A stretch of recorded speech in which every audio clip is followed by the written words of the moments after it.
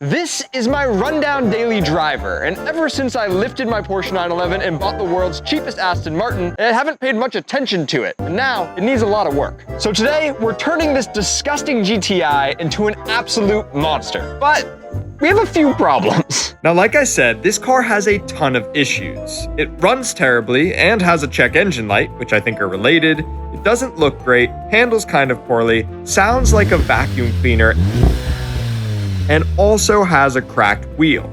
So let's deal with that first, and then we can get to the part you're all here for, making it way faster. Now, you know the first problem was the flat tire, and we've taken the old wheels off, which I've gotten a lot of curb rash on. That is technically my fault. But yeah, they're disgusting. They're cool wheels, but they're just, at this point, a little too far gone. So we have a nice replacement from APR, of course.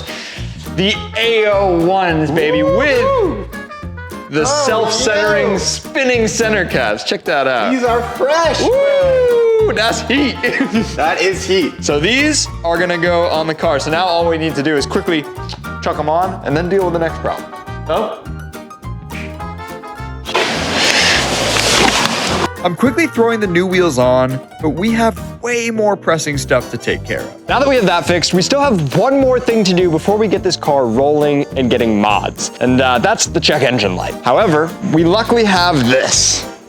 Carly. Carly is an OBD2 scanner that connects right up to an app on your phone, which is the easiest way to see what's going wrong with your car. And luckily, they also happen to be sponsoring this video. So I'm hoping it's something minor, but it could really be anything with this car. It's just been sitting under this tree. So let's get it started, find out. Sounds normal, but there's our light. All you need to do is plug Carly in, which allows it to connect to the app on your phone, and then you can read loads of info from your car. Unlike with your typical OBD2 scanner, which they usually have the worst interface ever, this, like I said, is all on a neatly organized app. So we've got diagnostics, used car check. We can do all of this all from inside the app. So if we just click diagnostics, we should be able to check for issues.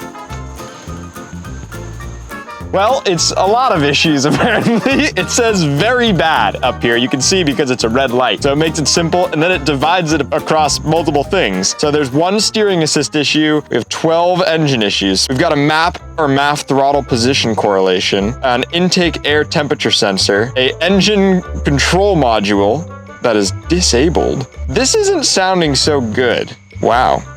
What is happening? Maybe the MAP sensor is...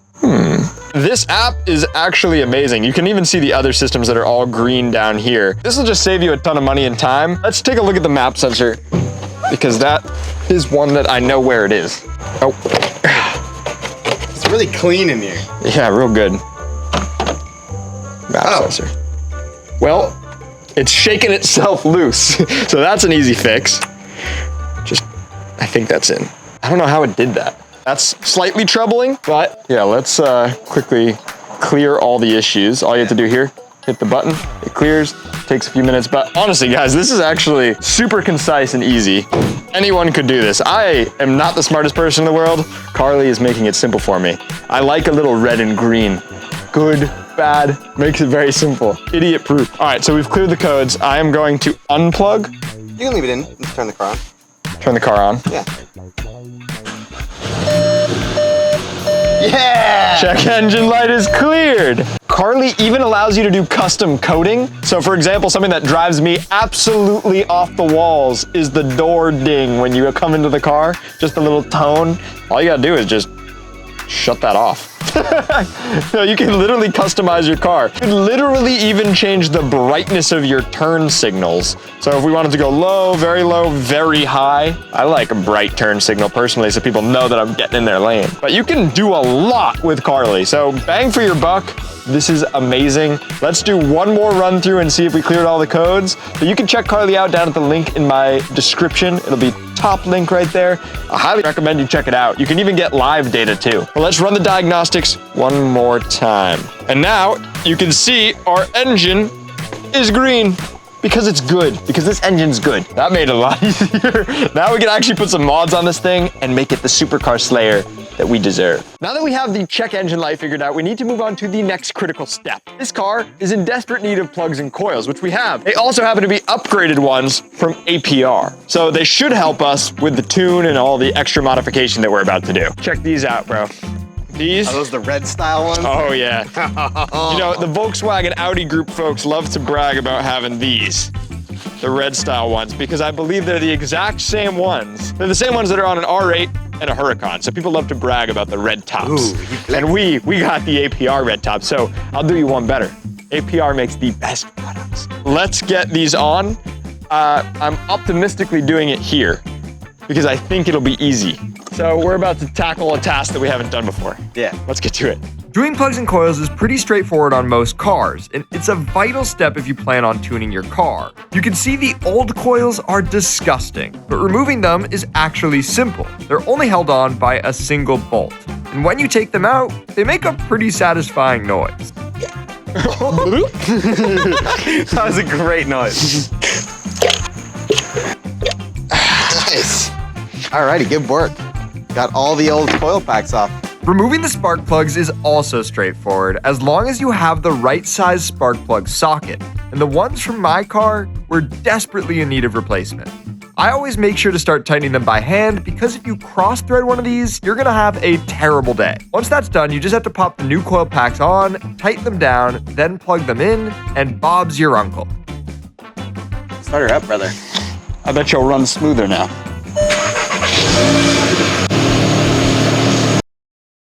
Next step on the car is the lowering springs. This car has kind of a high OEM ride height, which we want to change, which will also help us with the handling of this car.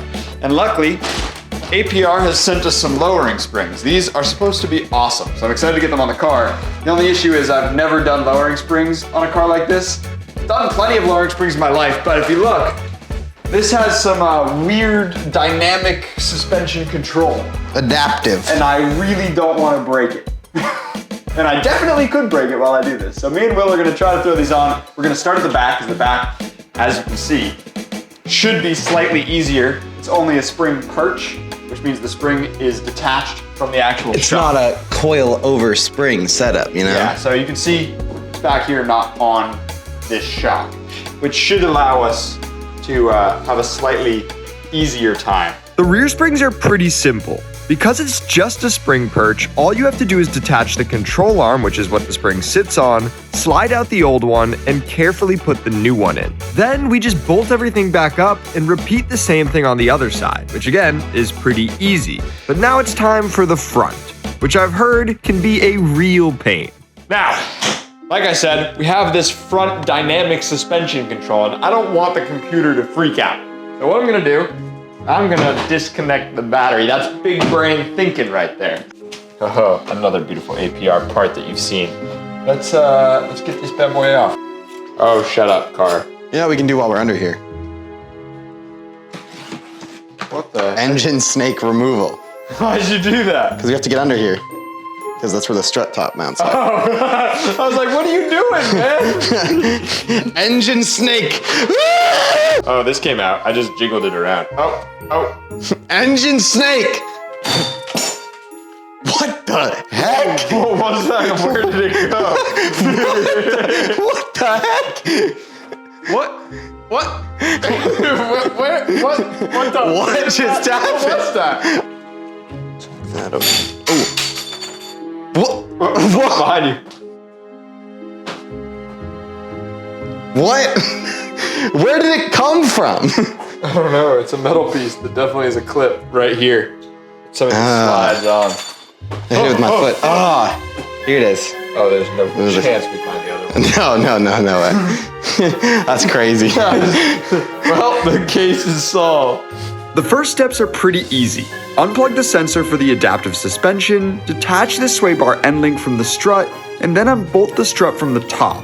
But the next step might not be so simple. On most cars, you just undo a bolt and the coilovers would slide right out. But on the GTI, it's held in by a solid steel clamp that you need to literally pry open to remove the suspension, which is as hard as it sounds. According to the internet, one way to open the clamp is by sticking the end of a ratchet in the opening and twisting it so it opens the clamp a little bit, allowing the strut to move freely. But even with the ratchet in the clamp, we still can't get it to budge no matter how hard we pull or hammer on it. We're struggling here. The back of this does not want to come open, the clamp that's holding the strut in place. I remember someone telling me this was difficult, and then I forgot why. And then I was like, this isn't that difficult. And now I've realized why it's difficult. It's this part. Through a lot of brute force and ignorance, we finally are starting to get the strut to slip free. And after about an hour of hammering, it's getting closer and closer to coming out. But it's still always the last few millimeters that are the hardest. After another 30 minutes of hammering, we're just nearly ready to give up, because the strut just won't budge. We have one last hope though. On a random video, we saw a guy use a 2x4 and a car jack to compress the suspension and get it out. So, as a last-ditch effort, we're gonna give it a shot. I hope this works. This is safe. Yeah, man, OSHA, we don't have that. Okay, that's on enough. This is all just the props. I'm gonna grab the other jack. OSHA doesn't apply, bro. We got 2x4 method successful. Now the funniest part is we still have an entire other side to do. This is a We're not mess. even done with this side, bro. Oh yeah, we still have a lot. Don't get ahead of yourself. Oh gosh. 4 hours. There she blows, baby.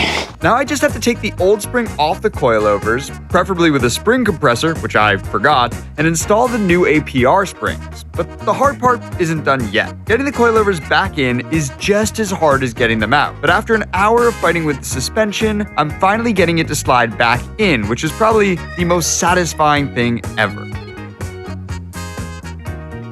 Day 2. We have gotten some sleep, and we have also gotten some tools from Farley, the most handsome mechanic in the world. Armed with a good night's sleep, we're starting on the other side. But even with better tools, it's still really difficult. After a few more hours of fighting with clamps and bolts, we can finally yank the strut out, install the new spring, and put it all back in. With the right tools, it's definitely a bit easier, but what's really exciting is what we're doing next. Now, if you know GTIs, you probably know that they sound terrible. They just really don't sound good at all. And that's why we're gonna make a small adjustment to this GTI. That will also help us when we go to tune it, and that is this. An exhaust from our friends at APR. They've obviously Surprising. spent pretty much everything, and the reason is they really just make the best stuff for these cars. Their products are incredible. They're designed to go on these and make more power, and this will hopefully fix the terrible sounding exhaust. I'm excited. This has had the stock exhaust for the entire time I've owned it, and it's not fun. So I always, I was saying to Will, I think this is gonna be easy, but then every time I say that, I jinx myself. So we're about to find out how terrible this is. I've never done an exhaust on a GTI before. We're also doing it outside because we have a new special friend in the garage. There's stuff in the garage. Yeah, Space. something cool. And there's people working on this house over here. So if there's noise that you guys hear, that's why. But yeah, more news on our special friend in the garage later. But we're gonna finish up the GTI today. After we do the exhaust, we have one more thing to do that's gonna make it a little spicier, don't we? Oh yeah, this is an exhaust clamp tool about to help us. Let me get the toolkit and let's get into it. The exhaust is turning out to be as easy as I thought, surprisingly. There's a few exhaust hangers, which with the right tools are no problem at all, and then it's just a few clamps. In no time, we can simply drop the old exhaust and piece by piece install the new one like a Lego set. Now, we only have a couple things left to do, and it will truly be the ultimate daily driver that it deserves to be. Now, we can finally see the car on the ground with the new wheels and lowering springs, but to be honest, it's disgusting. It's been sitting under a tree for months, and the paint is in rough shape. So now, we give it a nice wash and try to get as much of the tree gunk off as possible. With that out of the way, we can move on to the final and most exciting step: tuning the car. With help from our friends at Auto Engineering, we tune the GTI. A tune basically allows you to pull more power out of your engine by reprogramming the computer, optimizing the engine's efficiency. It's honestly really easy too. They just plug in a computer and let it go to work. And with that done, we can do what we do best: test it out. It's been tuned. So now we're gonna test out how it feels. And we should be way faster than before and finally have our incredibly fast GTI that we were looking for. Supercar Slayer. Let's check it out. For it.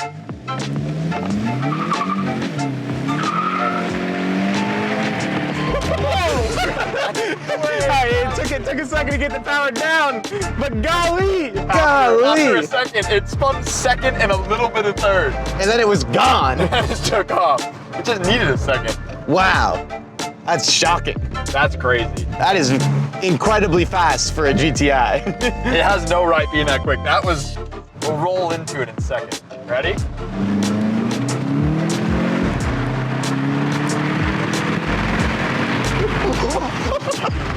That's so fast. I'm gonna get in trouble. It has now. no right being that fast. That's crazy.